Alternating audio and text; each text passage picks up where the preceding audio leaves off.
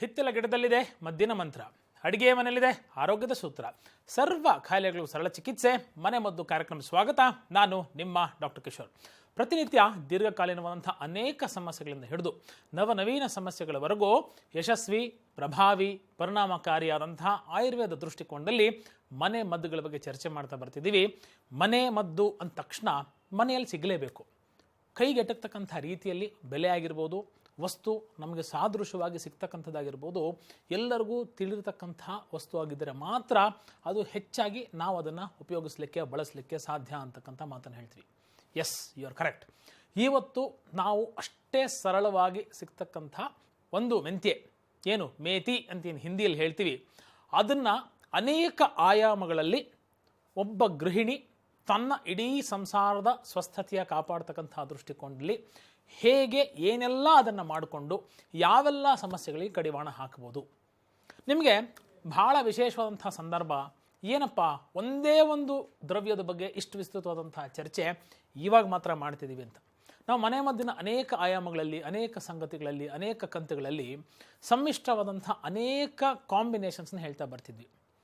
ಈ ಒಂದು ಮೇಥಿ ಯಾಕೆ ಇದನ್ನು ತೊಗೊಂಡ್ವಿ ಅಂತಕ್ಕಂಥ ಮಾತೇನಪ್ಪ ಅಂದರೆ, ಬಹಳ ವಿಭಿನ್ನವಾಗಿ, ವಿಶೇಷವಾಗಿ, ವಿಶಿಷ್ಟವಾಗಿ ಅನೇಕ ಕಾಯಿಲೆಗಳಿಗೆ, ಅದರಲ್ಲೂ ಸ್ತ್ರೀ, ಮಹಿಳೆ, ಭೇದ ಭಾವ ಇಲ್ಲತಕ್ಕಂಥ, ಅಂದರೆ ಪುರುಷರಿಂದ ಹಿಡಿದು ಮಹಿಳೆಯರವರೆಗೂ ಎಲ್ಲರಿಗೂ ಎಲ್ಲ ಹಂತದಲ್ಲೂ ಎಲ್ಲ ರೀತಿಯಲ್ಲೂ ತನ್ನದೇ ಆದಂಥ ವಿಶಿಷ್ಟವಾದಂಥ ರೀತಿಯಲ್ಲಿ ಕೆಲಸ ಮಾಡ್ತಕ್ಕಂಥ ಮೆಂತ್ಯೆ ನಮ್ಮ ಯಾವ ಯಾವ ಕಾಯಿಲೆಗೆ ಹೇಗೆ ಹೇಗೆ ಒಂದು ರಾಮಬಾಣವ ಕೆಲಸ ಮಾಡುತ್ತೆ.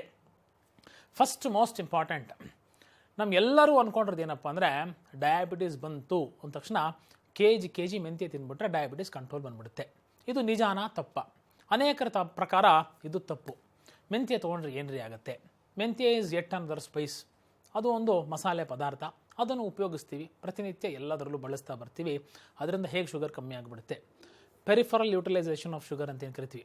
ಮೇದೋಜೀರಕ ಗ್ರಂಥಿ ತನ್ನ ಕಾರ್ಯಕ್ಷಮತೆಯನ್ನು ಜಾಸ್ತಿ ಮಾಡ್ತಕ್ಕಂಥ ದೃಷ್ಟಿಕೋನದಲ್ಲಿ ಅತಿ ಪ್ರಮುಖವಾದಂತಹ ಪಾತ್ರ ಈ ಮೆಂತ್ಯೆ ವಹಿಸುತ್ತದೆ. 3 ಪ್ರಮುಖವಾದಂತಹ ಕಂಡೀಷನ್ಸು ಒಂದು ವ್ಯಕ್ತಿಗೆ ಒಂದೇ ಸಂದರ್ಭದಲ್ಲಿದ್ದಾಗ ಯಾವ್ಯಾವುದು? ಒಂದು, ಮಧುಮೇಹ, ಡಯಾಬಿಟಿಸ್ ಅಂತ ಏನು ಕರಿತೀವಿ. ಅದರ ಜೊತೆಗೆ ಡಿಸ್ಲಿಪಿಡಿಮಿಯಾ, ಅಧಿಕ ಪ್ರಮಾಣದ ರಕ್ತದಲ್ಲಿರ್ತಕ್ಕಂತಹ ಕೊಬ್ಬಿನಾಂಶ. ಅದರ ಜೊತೆಗೆ ರಕ್ತದೊತ್ತಡ, ಮೇಲಿಂದ ಮೇಲೆ ಅಧಿಕ ಮೈಭಾರ, ಒಬೆಸಿಟಿ ಅಥವಾ ಮಾರ್ಬಿಡ್ ಒಬೆಸಿಟಿ ಅಂತಕ್ಕಂಥ ಹಂತ ಪರಿಸ್ಥಿತಿಗೆ ನಾವೇನು ಕರಿತೀವಿ. ಈ 4 ಸ್ಟೇಜಸಲ್ಲಿ ಒಂದು ಸಿಂಪಲ್ ಮೆಂತ್ಯೆ ಏಕದ್ರವ್ಯ ಪ್ರಯೋಗ ಅಂತಕ್ಕಂಥ ಮಾತನ್ನು ಹೇಳ್ತೀವಿ. ಅಂದರೆ ಒಂದೇ ಒಂದು ದ್ರವ್ಯದ ಪ್ರಯೋಗದಿಂದ ಈ 4 ಇರತಕ್ಕಂತಹ ಕಂಡೀಷನ್ಸು ಒಂದೇ ವ್ಯಕ್ತಿಗೆ ಇರತಕ್ಕಂಥ ಸಂದರ್ಭದಲ್ಲಿ ಹೇಗೆ ಯಾವ ರೀತಿಯ ನಿವಾರಣೋಪಾಯವನ್ನು ಹೊಂದಬಹುದು. ಯಾವ್ಯಾವ್ದು 4?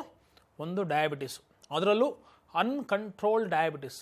ಸರ್, ಫಾಸ್ಟಿಂಗ್ಗೆ 220 ಇದೆ, PPBS 275, 300ವರೆಗೂ ಹೋಗ್ಬಿಡುತ್ತೆ ಊಟ ಆದಮೇಲೆ, ಈ ಒಂದು ಪರಿಸ್ಥಿತಿ. ಡಿಸ್ಲಿಪಿಡೀಮಿಯಾ, ಟೋಟಲ್ ಕೊಲೆಸ್ಟ್ರಾಲ್ 200, 250 ಸರ್. ಟ್ರೈಗ್ಲಿಸರೈಡ್ಸ್ 350, 375ವರೆಗೂ ಹೋಗ್ಬಿಟ್ಟಿದೆ. BP-ನಾ 180, ಕೆಳಗಡೆದು 90, 96, 100ವರೆಗೂ ಹೋಗ್ಬಿಟ್ಟಿದೆ. ಸ್ಥೌಲ್ಯತೆ 100 kg ಆರಾಮಾಗಿ ದಾಟ್ಬಿಟ್ಟಿದ್ದಾರೆ. ವಯಸ್ಸು 35ರಿಂದ 50 ವರ್ಷ ಆಸುಪಾಸು. ಲಿಂಗ ಪುರುಷರಾಗಿರ್ಬೋದು, ಮಹಿಳೆಯರಾಗಿರ್ಬೋದು.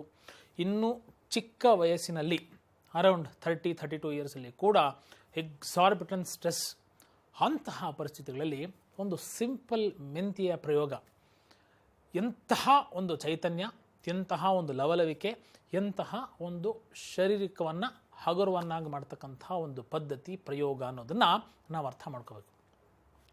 ಶುಗರ್ ಇದೆ, ಮೇಥಿಯನ್ನು ಯಾವ ಫಾರ್ಮ್ನಲ್ಲಿ ತೊಗೋತೀವಿ ಈಸ್ ವೆರಿ ವೆರಿ ಇಂಪಾರ್ಟೆಂಟ್ ರೀ. ಮೆಂತ್ಯೆ ಅಂದ ತಕ್ಷಣ ಯಾವುದೋ ಅದನ್ನು ಸ್ಪ್ರೇ ಮಾಡಿ, ಡಿಹೈಡ್ರೇಟ್ ಮಾಡಿ, ಎಕ್ಸ್ಟ್ರಾಕ್ಟ್ ತೆಗೆದು ಹಾಕೋಕ್ಕೂ, ಮೆಂತ್ಯೆಯನ್ನು ಹಾಗೆ ನುಂಗ್ಬಿಡ್ತೀವಿ ಸರ್, ಯಾಕಂದರೆ ಸ್ವಲ್ಪ ತಿನ್ನೋಕ್ಕೆ ಒಗರಾಗಿರುತ್ತೆ.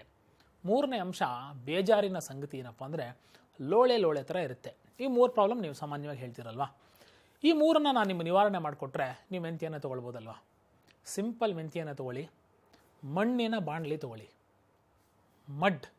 ಮೃತ್ ಬಾಣಲಿ, ಅರ್ಥನ್ ಪಾಟ್ ಅಂತ ಏನು ಕರಿತೀವಲ್ಲ, ಸಿಂಪಲ್ ಮಣ್ಣಿನ ಬಾಣಲಿಯಲ್ಲಿ ಒಂದು 1/4 ಚಮಚದಷ್ಟು ತುಪ್ಪ ಹಾಕಿ, ಸುಮಾರು ಒಂದು ಕೈ ಪೂರ್ತಿ ಹಿಡಿತಕ್ಕಂಥ ಮೆಂತ್ಯೆಯನ್ನು ಹಾಕಿ 4ರಿಂದ 6 ನಿಮಿಷ ಬಾಣಲಿಯಲ್ಲಿ ರೋಸ್ಟ್ ಮಾಡಿ, ಗೋಳಿಸಬಾರ್ದು, ಫ್ರೈ ಮಾಡಬಾರ್ದು, ರೋಸ್ಟ್ ಮಾಡಬೇಕು ಅನ್ನೋದನ್ನು ಅರ್ಥ ಮಾಡ್ಕೊಳ್ಳಿ. ಇದನ್ನು ನೀವು ಕುಟ್ಟಾಣಿಯಲ್ಲೋ ಕಲ್ಲರು ಗುರುಬ್ಬೋ ಗುಂಡಿದ್ರೆ ಅದೆಲ್ಲ ಕುಟ್ಟಿ ಅಥವಾ ಮಿಕ್ಸಿಲಿ ಕೂಡ ಇವತ್ತಿನ ಆಧುನಿಕ ಯುಗದಲ್ಲಿ ಪುಡಿ ಮಾಡ್ಕೊಳ್ತಕ್ಕಂಥದ್ದು. ಈ ಫೈನ್ ಪೌಡ್ರ್ ಮಾಡ್ಕೊಳ್ಳತಕ್ಕಂಥ ಅವಶ್ಯಕತೆ ಇಲ್ಲ. ಯಾಕೆ ಅಂತ ಕೇಳಿ. ರೋಸ್ಟ್ ಮಾಡಿರ್ತಾರಲ್ಲ ತುಪ್ಪದಲ್ಲಿ ರೋಸ್ಟ್ ಮಾಡಿರ್ತಕ್ಕಂಥ ಮೆಂತ್ಯ ಅಗದು ತಿನ್ಲಿಕ್ಕೆ ಒಂದು ಮಜಾನೇ ಬೇರೆ. ಲೋಳೆ ಬರಲ್ಲ, ಹೋಗ್ರು ಅಂತ ನಿಮ್ಗೆ ಅನಿಸಲ್ಲ. ಹಿತವಾಗಿ ಸುಖಮಯವಾಗಿ ಇದನ್ನು ಸೇವನೆ ಮಾಡ್ತಕ್ಕಂಥ ಶಕ್ತಿ ನಿಮ್ಮಲ್ಲಿ ನೀವೇ ಆ ಚೇತರಿಕೆಯನ್ನು ಆ ಚೈತನ್ಯವನ್ನು ತಂದು ಕೊಡ್ತೀರಿ ಅಂತಕ್ಕಂಥದ್ದು. ಸೊ ಈ 4 ಕಂಡೀಷನ್ ಇದ್ದಾಗ ಈ ಸಿಂಪಲ್ ಮೆಂತ್ಯೆಯನ್ನು ನೀವು ಅನೇಕ ಆಯಾಮಗಳಲ್ಲಿ ತೊಗೋಬೋದು. ಹೇಗೆ? ಪಾಯಿಂಟ್ ನಂಬರ್ 1, ನೀರು ಮಜ್ಜಿಗೆ ರೀ. ಸಿಂಪಲ್ ನೀರು ಮಜ್ಜಿಗೆ, ತುಂಬ ಡೈಲ್ಯೂಟ್ ಆಗಿರ್ತಕ್ಕಂಥ ಮಜ್ಜಿಗೆಗೆ ಒಂದು heaped spoon, tablespoon, teaspoon ಆದರೆ 2, ಟೇಬಲ್ ಸ್ಪೂನ್ ಆದರೆ 1. ಟೇಬಲ್ ಸ್ಪೂನ್ ಸುಮಾರು 10ರಿಂದ 12 ಗ್ರಾಮ್ವರೆಗೂ ಬರುತ್ತೆ ಅಂತ ಅಂದ್ಕೊಳ್ಳಿ. ನೀರು ಮಜ್ಜಿಗೆ ಜೊತೆ ಇದನ್ನು ಚೆನ್ನಾಗಿ ಕಲಕಿಸ್ಬಿಟ್ಟು ಕುಡಿದು ಬಿಡ್ತಕ್ಕಂಥದ್ದು. ಯಾವಾಗ ಕುಡಿಬೇಕು? ಊಟ ಅರ್ಧ ಆದಮೇಲೆ ಇನ್ನೂ ಅರ್ಧ ಊಟ ಮಾಡ್ತಕ್ಕಂಥ ಕೆಪಾಸಿಟಿ ನನಗಿದೆಯಪ್ಪ, ಆ ಹಂತದಲ್ಲಿ ನೀವು ಇದನ್ನು ಸೇವನೆ ಮಾಡಿಬಿಟ್ರೆ ಫಸ್ಟ್ ಲಾಭ ಏನು ಗೊತ್ತಾ? ನಿಮಗೆ ಸಟೈಟಿ. ನನಗೆ ಹೊಟ್ಟೆ ತುಂಬಿದಂಗೆ ಅನಿಸುತ್ತೆ, ಎಲ್ಲೋ ಸ್ವಲ್ಪ ಖಾಲಿ ಇತ್ತು ಹೊಟ್ಟೆ, ಇನ್ನೊಂದು 3 ಚಪಾತಿನೋ, ಇನ್ನೊಂದು 2 ರಾಗಿ ಮುದ್ದೆನೋ, ಇನ್ನು ಸ್ವಲ್ಪ ಅನ್ನ ಮಜ್ಜಿಗೆನೋ, ಅನ್ನ ಮೊಸರು ಹೋಗಬೇಕು ಅಂತಿತ್ತು. ಯಾವಾಗ ನಾನು ಈ ಮಜ್ಜಿಗೆ ಜೊತೆ ಮೆಂತ್ಯ ಹಾಕ್ಕೊಂಡು ಕುಡಿದ್ಬಿಟ್ಟೆ, ಜೊತೆಗೆ ನಿಮ್ಮ ರುಚಿಗೆ ಬೇಕು ಅಂದರೆ ಸೈಂಧವ ಲವಣ ಹಾಕ್ಕೊಳ್ಳಿ. BP ಇದ್ದರೂ ಕೂಡ ತೊಂದರೆ ಆಗಲ್ಲ. ಯಾಕೆ ಅಂತ ಹೇಳಿದರೆ ಸೈಂಧವ ಲವಣದಲ್ಲಿ ಸೋಡಿಯಂ ಅಂಶ ಇಲ್ಲದೆ ಇರೋದ್ರಿಂದ BP ಇದ್ದರೂ ಕೂಡ ನಿಮ್ಗೆ ಯಾವುದೇ BPಯನ್ನು ಜಾಸ್ತಿ ಮಾಡ್ತಕ್ಕಂಥ ಹಂತದಲ್ಲಿಲ್ಲ. ಮೋಸ್ಟ್ ಸ್ವಾದಿಷ್ಟಕರ, ತುಂಬ ಕುಡಿಬೇಕು ಅಂದರೆ ಆಹ್ಲಾದಕರ. ವಾತಾವರಣ ಈಗ ಚಳಿಗಾಲದಿಂದ ಬಿಸಿಲುಗಾಲಕ್ಕೆ ಏನು ಬರ್ತಿದ್ವಿ, ಆ ಹಂತದಲ್ಲಿ ಸ್ವಲ್ಪ ಕುಡಿಬೇಕು ಅಂದರೆ ಅಷ್ಟೇ ಪ್ರದಾಯಕವಾಗಿರುತ್ತೆ ಅಂತಕ್ಕಂಥದ್ದು. ಒಂದು ಕಂಫರ್ಟ್ ಝೋನ್ ಅಂತ ಇರಬೇಕಲ್ವ, ಏನೋ ಕುಡಿದ್ರೆ ಅಷ್ಟು ಆರಾಮು ಅಂತ ಅನ್ನಿಸ್ಬೇಕು.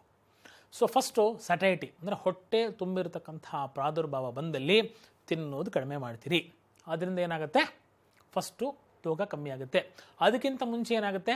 ಜಾಸ್ತಿ ನಾವು ತಿಂದಷ್ಟು ಜಾಸ್ತಿ ಇನ್ಸುಲಿನ್ ಉತ್ಪನ್ನ ಆಗಬೇಕು, ಅದು ಆಗಲ್ಲ. ಹಾಗಾಗಿ ಶುಗರ್ ರೈಸ್ ಆಗುತ್ತೆ, ನಾವು ಮಾತ್ರೆಗಳು ತೊಗೊಳ್ಬೇಕು.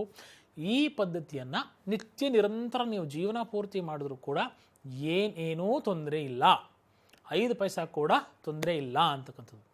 ಲಾಂಗ್ ಸ್ಟ್ಯಾಂಡಿಂಗ್ ಅಥೆರೋಸ್ಕ್ಲೆರೋಸಿಸ್ ಅಂತ ಕರಿತೀವಿ. ರಕ್ತನಾಳದ ಒಳಗಿರತಕ್ಕಂಥ ಕೊಬ್ಬಿನ ಅಂಶವನ್ನು ಕೆರೆದು ತೆಗೆದು ಆ ರಂಧ್ರವನ್ನು ಶುದ್ಧೀಕರಣ ಮಾಡತಕ್ಕಂಥ ಕೆಲಸ ಇದು ಮಾಡೋದ್ರಿಂದ ಮಧುಮೇಹ, ರಕ್ತದೊತ್ತಡ, ಡಿಸ್ಲಿಪಿಡೀಮಿಯಾ ಮತ್ತು ಅಧಿಕ ದೇಹಭಾರ 4 ಕಂಡೀಷನ್ಸ್ಗೆ ರಾಮಬಾಣವಾಗಿ ಸಿಂಪಲ್ ನೀರು ಮಜ್ಜಿಗೆಗೆ ಸುಮಾರು 10ರಿಂದ 12 ಗ್ರಾಮ್ನಷ್ಟು ತುಪ್ಪದಲ್ಲಿ ಹುರಿದಿರತಕ್ಕಂಥ ಮೆಂತ್ಯೆಗೆ ಪುಡಿ ಮಾಡಿಕೊಂಡು ಸೇವನೆ ಮಾಡ್ತಕ್ಕಂಥದ್ದು. ಬೇಕು ಅಂದರೆ 1ರಿಂದ 2 ಚಿಟಿಕೆ ಸೈಂಧವ ಲವಣ. ನಾಳಿನ ಕಂತಿನಲ್ಲಿ ಇನ್ನೂ ವಿಸ್ತೃತವಾಗಿ ಇನ್ನೂ ಅನೇಕ ಸಮಸ್ಯೆಗಳಿಗೆ ಹೇಗೆಲ್ಲ ಇದೇ ಒಂದು ಸಿಂಪಲ್ ಮೆಂತ್ಯೆ ನಿಮಗೆ ಅನುಕೂಲಕಾರಿಯಾಗುತ್ತೆ, ಚರ್ಮದ ಮೇಲೆ ಹೇಗಾಗುತ್ತೆ, ರೆಸ್ಪಿರೇಟರಿ ಸಿಸ್ಟಮ್ ಮೇಲೆ ಏನಾಗುತ್ತೆ ಅಂತಕ್ಕಂಥ ವಿಸ್ತೃತವಾದಂಥ ಚರ್ಚೆಯನ್ನು ಮಾಡೋಣ. ಕಾಯ್ತಾ ಇರಿ, ವಾಪಸ್ ಬರ್ತೀನಿ. ನಮಸ್ಕಾರ.